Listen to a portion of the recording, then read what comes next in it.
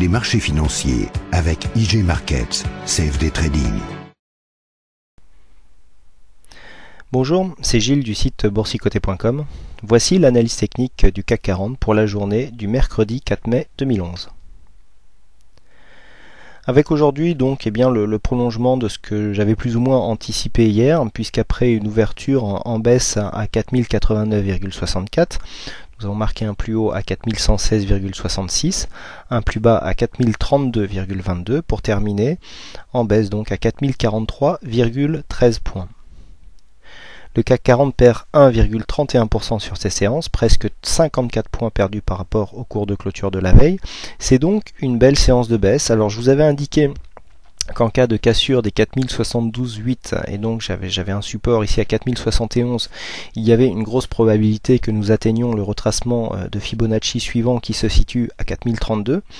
Donc on voit bien qu'avec un plus bas à 4032,22, eh bien c'est tout à fait ce scénario qui s'est déroulé. C'était mon scénario, je dirais, pour moi qui avait le plus de chances de se produire, puisque le deuxième scénario était une reprise haussière et donc aurait été signalé en cas de cassure des 4137,8. Là c'est le scénario de la consolidation qui se prolonge, je vous l'avais indiqué hier avec le retournement notamment du MACD, avec donc on a une belle augmentation des volumes ici sur cette séance de baisse. Et donc je vous avais signalé hier un retournement de MACD, des indicateurs, surtout le stochastique, qui sont assez hauts. Le croisement avec la ligne de signal est déjà effectué. On attend une sortie de la zone de surachat pour vraiment donner un signal de vente. Le RSI lui revient en zone neutre, donc on a bien une augmentation des volumes sur cette séance baissière, ainsi que de la volatilité.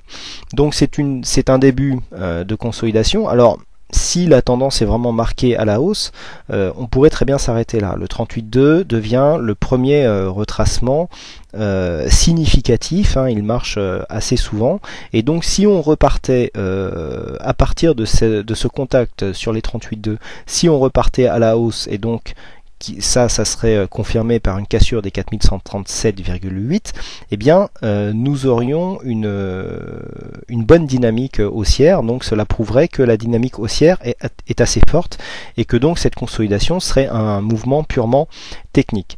Si on venait à casser par contre cette zone des 4032, nous avons le retracement suivant donc à 4000 points, avec, je vous le rappelle, un support majeur à 3990, et donc la zone à ne pas dépasser pour rester dans une consolidation technique serait la zone des 3968 points, pour arrondir, puisqu'on est à 3967,8.